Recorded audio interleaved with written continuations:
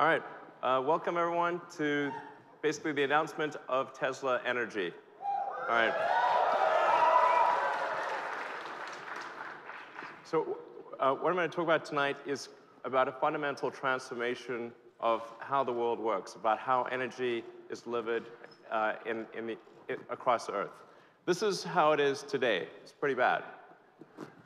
So that sucks, exactly. I just want to be clear, because sometimes some people are like confused about this. This is real, okay? This is actually how most power in the world is generated with fossil fuels.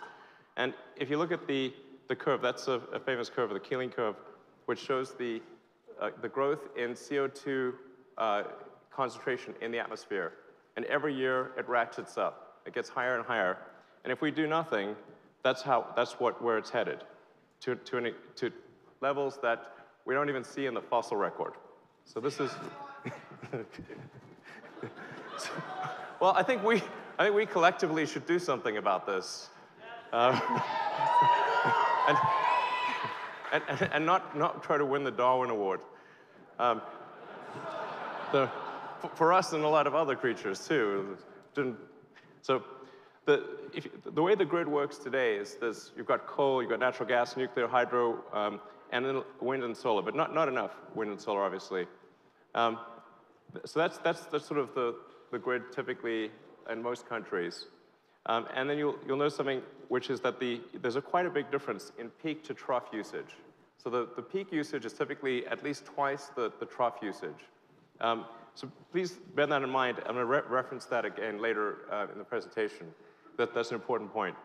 So what we're here to talk about is the solution. I actually think it's really a fairly obvious solution, but it's something that we need to do. And the solution is in two parts. Part one, the sun.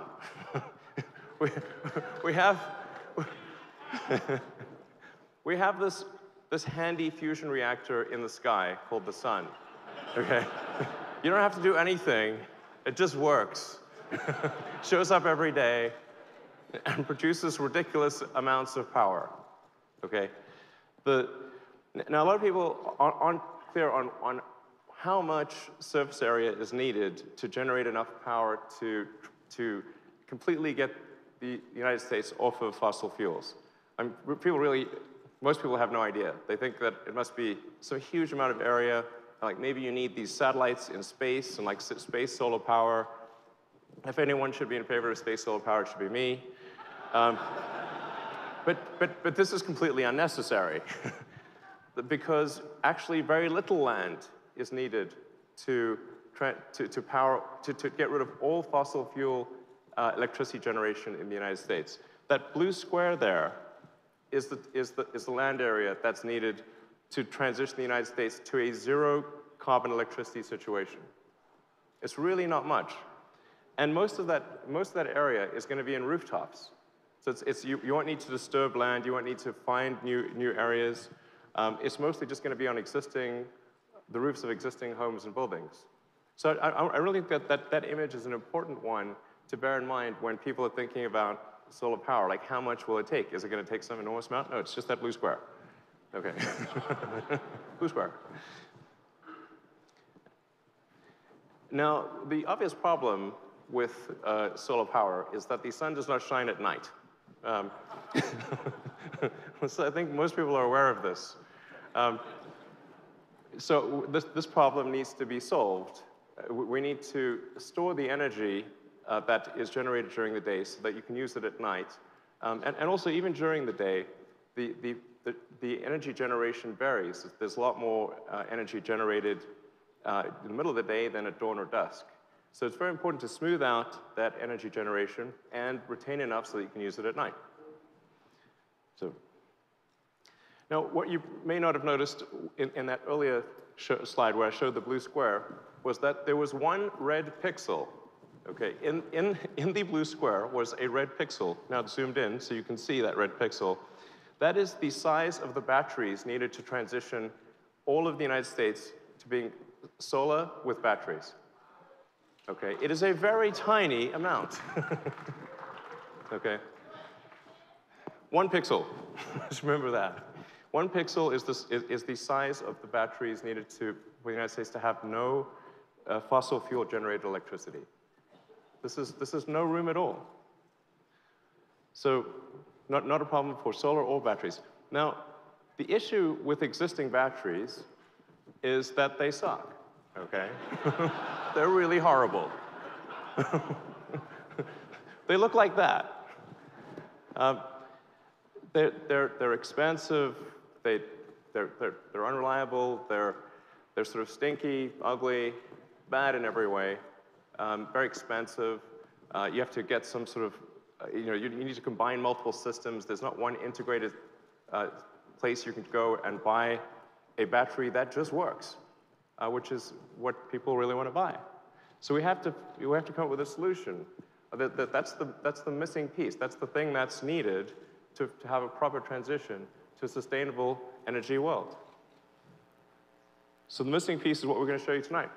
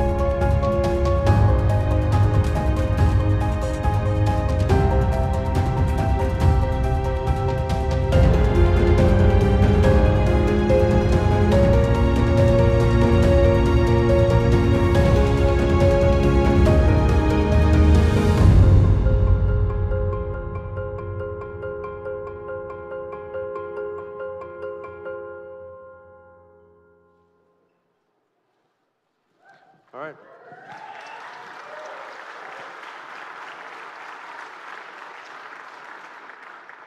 So this is a product we call the Tesla Powerwall.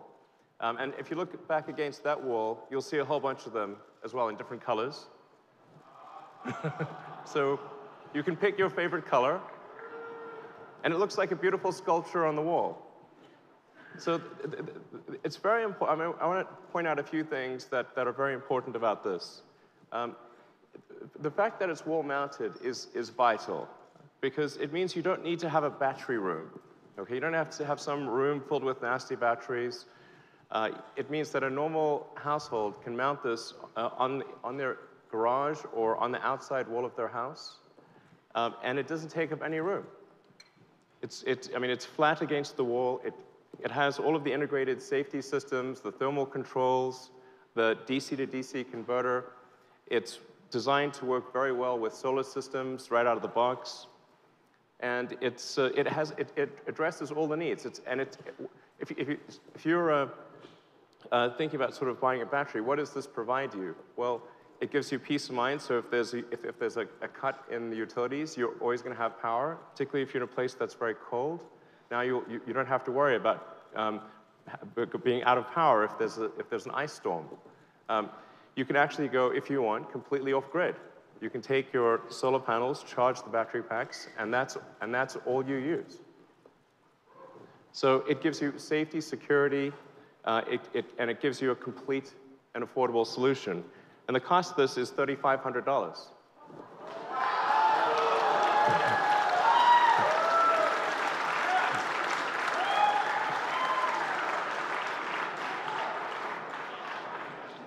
And it's designed so you can stack them on the wall. So if you look at the wall in the back, you'll see that there are some that are paired up. So you can have two. You can actually stack up to 9 of the Powerwalls. So you have, I mean, even if you've got a pretty big thing going on, you can have 90 kilowatt hours. That's a lot. And very importantly, this is going to be a great solution for people in remote parts of the world where there's no electricity wires, or where the electricity is extremely intermittent or extremely expensive. So you can take the Tesla Powerwall, and it can scale globally.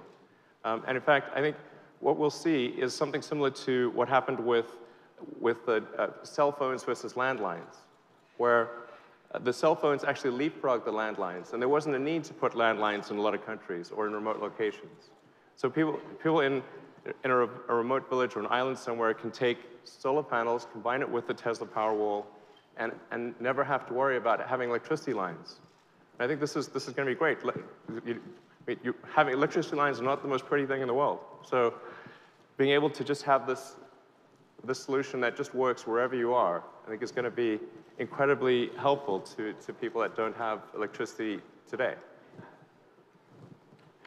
So.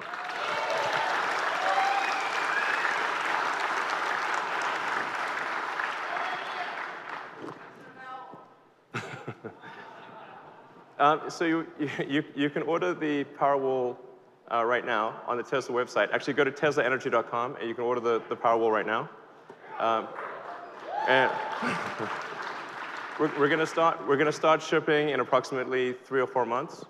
And initially, the ramp will be slow because these packs will be made in our Fremont factory. And then next year, the ramp will go much higher as we transition to the Gigafactory in Nevada.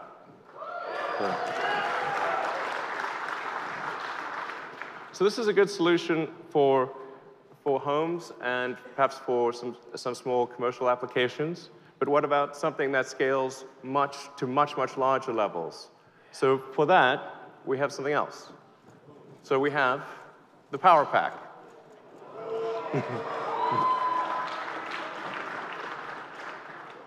So the Tesla Power Pack is designed to scale infinitely.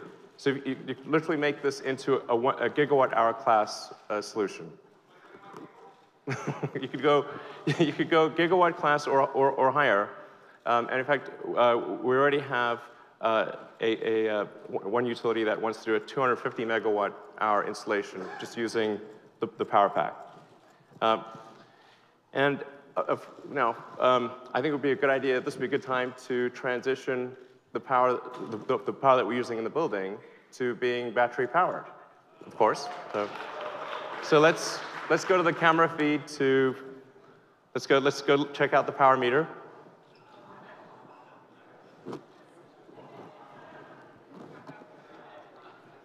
Oh wow, the grid, it's actually 0. This entire night has been powered by batteries.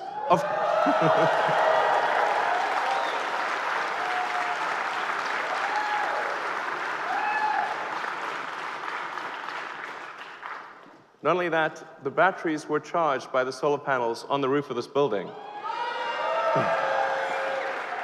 So this entire night, everything you're experiencing is stored sunlight.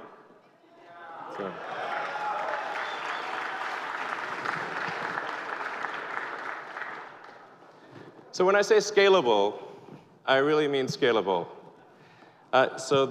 We can do gigawatt-class installations with the Power Pack. The whole system is literally designed for infinite scalability.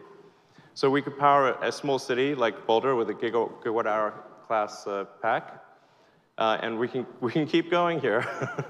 So what I want to do is explore what is needed, what's really needed to transition the world to sustainable energy. Is this actually possible? Is it something that is within the ability of humanity to actually do, or is it some insurmountable, super difficult, impossible thing? It's not. So with 160 million power packs, you can transition the United States. Okay?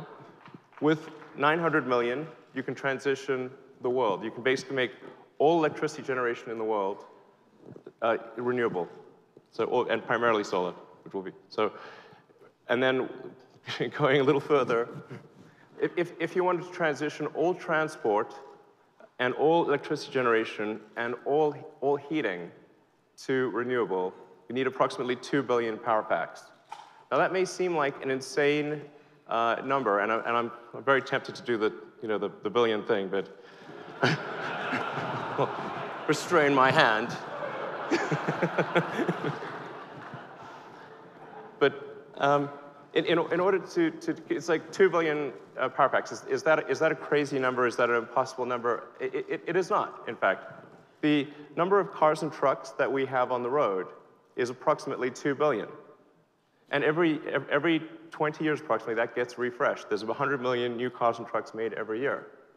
So the point I want to make is that this is actually within the power of humanity to do. We have done things like this before. And so it's not impossible. It is really something that we can do.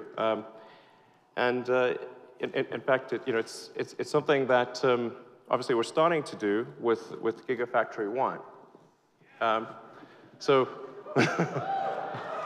Yeah. So the way we're approaching the Gigafactory is really like it's a product. So we're not really thinking of it in the traditional way that people think of as a factory, like a building with a bunch of sort of off-the-shelf equipment in it. What we're really designing in the Gigafactory is a giant machine. It's really, think of it like, it's like a product of Tesla. We're making this really big product that doesn't happen to move, but it's really big. And that's what we're doing, is Gigafactory version 1. And we're building that in Nevada right now. And there will need to be many Gigafactories in the future. And with, I do want to emphasize that this is not something that we think Tesla's going to do alone. We think there's going to need to be many other companies building sort of Gigafactory class operations of their own, and we hope they do. And the Tesla policy of open sourcing the patents will continue for the Gigafactory and for the Power Pack and for all these other things.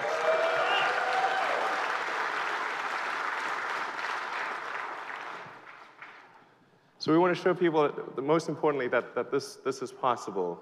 That if you look at that's the future we could have, where the curve slowly rolls over and goes to zero, no incremental CO2.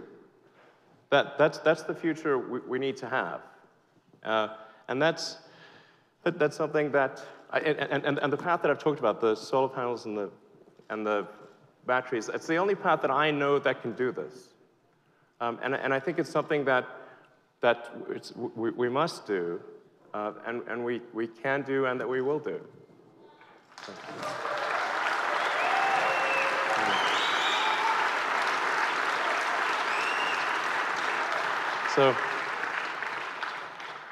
So thank you all for coming tonight, and I hope you had a great time. Thanks.